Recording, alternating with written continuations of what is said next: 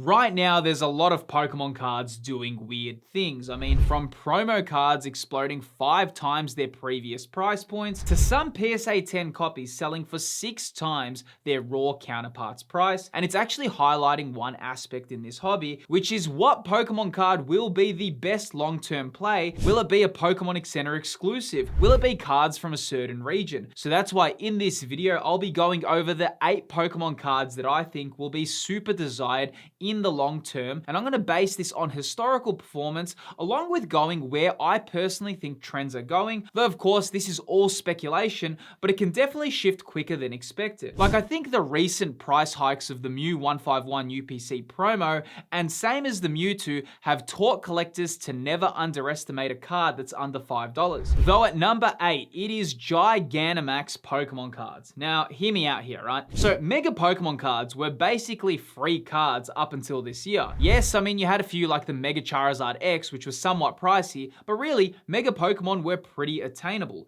Now with Legends EA, the hype for Mega Pokemon is off the charts and a lot of love has been brought back to them, though something has shifted and it seems to do with nostalgia. So this may be one to look out for, especially with Gigantamax Pokemon. Now, Gigantamax Pokemon are an interesting kind of concept because when they released, they weren't really loved at all, and even today, people still they're not such big fans of it. I mean, I even know when Mega Victory Bell was kind of announced and shown, a lot of people said, wait, that's more of a Gigantamax design than a Mega Evolution design, and that kind of made me realize that, hey, Gigantamax Pokemon have their own lane. Even if you just took away the size differences, a lot of people can look at a Gigantamax Pokemon and say, hey, it's got a very unique Gigantamax design. So it's an interesting concept for that reason, but here's the thing why I think Gigantamax Pokemon are interesting plays. You gotta remember, right, that Pokemon just always goes in cycles. So right now, Gigantamax and Terrestrialize, they are out of cycle, dude. People do not care about them. People are over them, you know. There's no nostalgia right now at all for Gigantamax Pokemon. In fact, a lot of people are happy that it's left. But what's gonna happen when the nostalgia kicks in?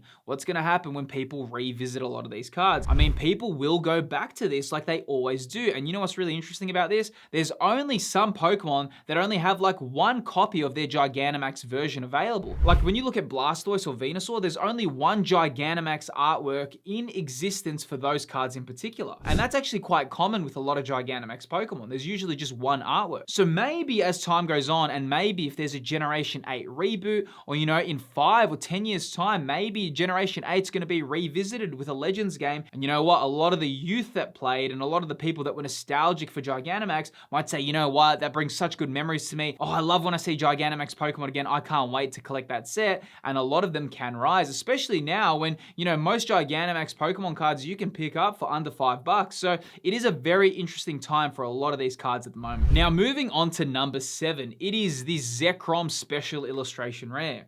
Now, Zekrom, it is a super big OG. I mean, right now, this card's performance isn't really growing that much, but I have to be real, this card just seems like one of those chases that becomes iconic, especially with this insane artwork. I mean, when we look at Zekrom, especially for Generation 5, it was a very loved box legendary. And box legendaries have huge fan demand, and they are nostalgic for each generation. I mean, think how nostalgic Ho-Oh and Lugia are for Gen 2 enthusiasts, or Kyogre and Groudon for Gen 3. The same goes for Zekrom and Reshiram, though this artwork is on another level, and it's definitely one to look out for. I mean, Pokemon has its own formula, and a lot of us are very familiar with that, which is, you know, they release a generation and they have a box legendary for it. And one thing that's kind of certain is that people really make connections to box legendary Pokemon, and usually your favorite box legendary is the one you started with. You know, everyone says, hey, your favorite starter trio is usually the starter trio on which you started your first Pokemon game. Now, here's the thing, this Zekrom artwork is so cool, and obviously Black Bolt is a very fresh set. You know, a lot of people are opening it right now. A lot of people are pulling this card in particular,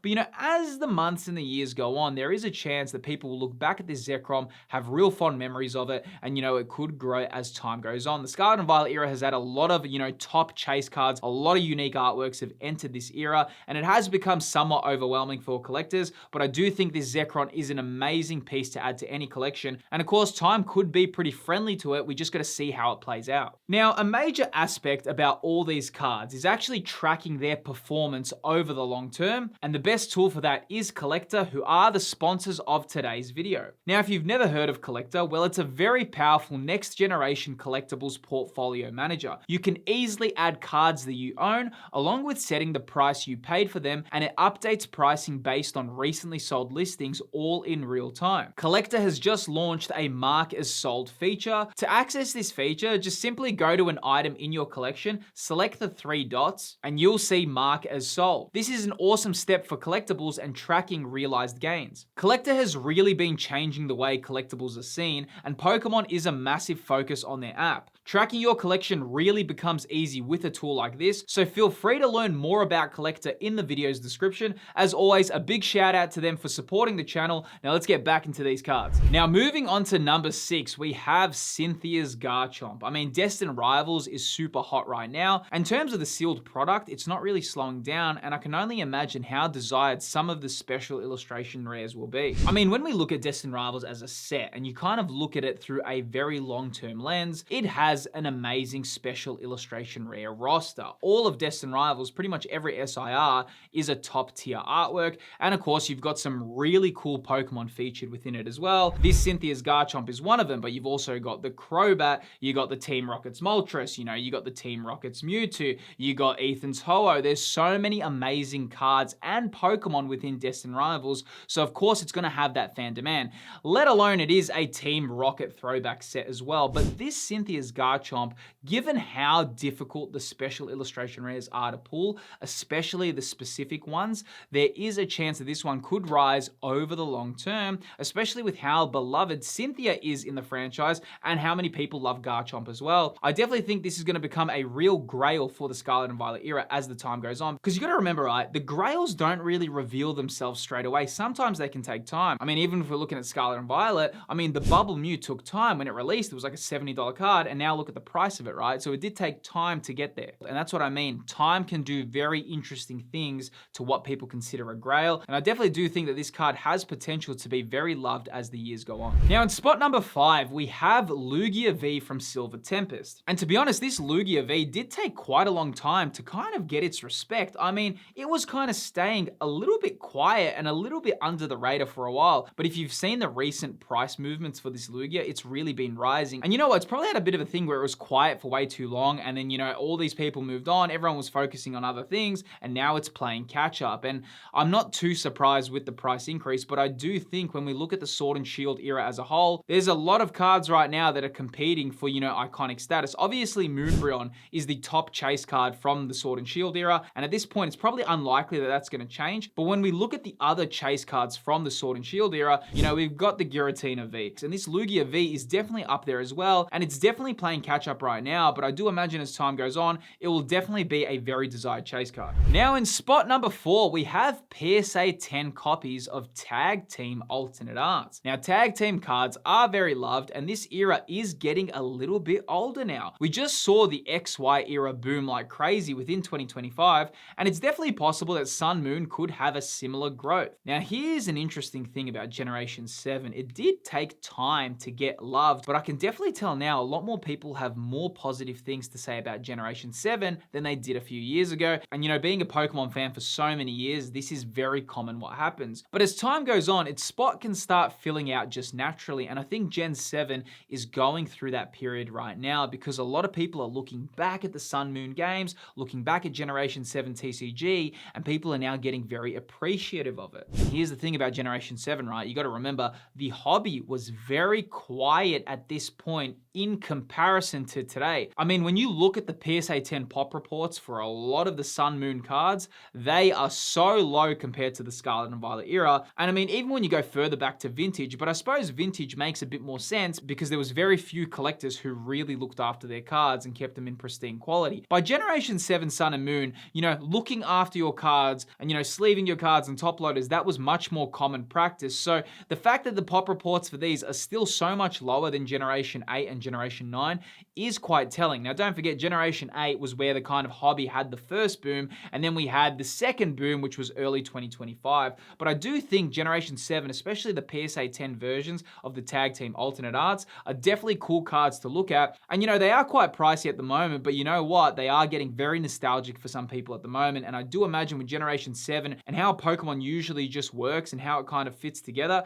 there definitely could be a chance that this continues to grow. Now in spot number 3, it is sealed Destined Rivals booster boxes. Now I know this isn't a Pokemon card, but this just seems like a set that is very loved at the moment, and it's actually getting quite hard to find now. With Destined Rivals, if I go to a store, if I'm just trying to buy some, it is hard to find out in the wild, and it's pretty much a brand new set. Now, maybe there's going to be more reprints, maybe there's going to be more restocks, maybe there's going to be a lot of Destined Rivals that comes out, but at this stage right now, it is quite tough to get. But I do think that this is the best mainline set from the Scarlet and Violet era, and it's kind of like the evolving skies of Sword and Shield. Destined Rivals is that for the Scarlet and Violet era in terms of mainline sets. If you want to get technical, probably the best set from the Scarlet and Violet era in terms of what people really want in their collections is Pokemon 151. And then you'd probably have Prismatic Evolutions after that, but I do think Destined Rivals is definitely a loved set, and especially for mainline sets and the fact that you can get it as a booster box, it's for sure an amazing set. Now in spot number 2, it is sealed Crown Zenith products.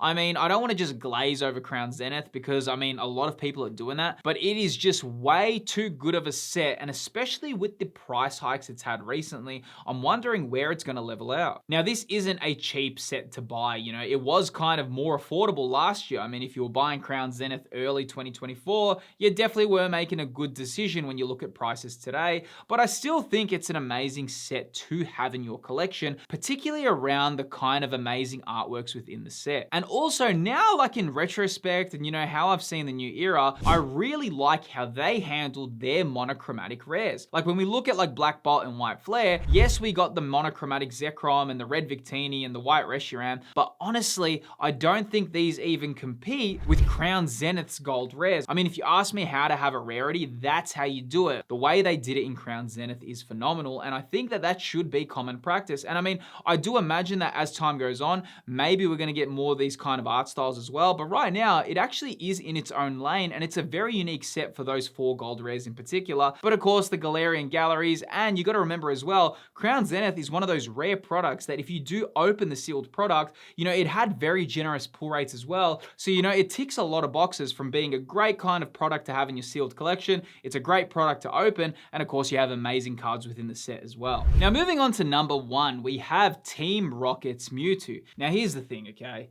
There's certain Pokemon that are just in another tier altogether. And even though we think, oh, there's so many Pokemon out there, there's only a few Pokemon that are in this very iconic bracket. At this stage, we're dealing with over 1,000 Pokemon, right? And only very few Pokemon can play in this rarefied air. And these Pokemon, it's Pikachu, it's Charizard, it's Umbreon, and of course, Mewtwo is definitely one of them. Having Mewtwo as a special illustration rare, as a big chase card from a very desired mainline set, makes this a very desired collectible. We had a pretty cool Mewtwo from Crown Zenith. That was definitely a cool card. We also had the Mewtwo as well, which is probably the last time we had a massive Mewtwo chase card in terms of the most desired card from a set. Even though the Mewtwo from Crown Zenith was a chase, it still wasn't the most biggest chase card from Crown Zenith. That was Giratina. But when you're dealing with Mewtwo and you're dealing with such an iconic Pokemon, I can just imagine that as time goes on, this will be a very loved collectible. Though with all these changes, the hobby continues to grow, and of course, more people are entering the hobby every day, but also that kind of means more opportunity for long-term people who have been in the hobby. Though I know there were some expensive choices on this list, however, if you want some of the best choices under 20 USD, feel free to see that in this video here. Within this video on screen, I go over the top 10 Pokemon cards under $20. Feel free to click the video on screen. Don't forget to subscribe to the channel, and I'll see you on the next video.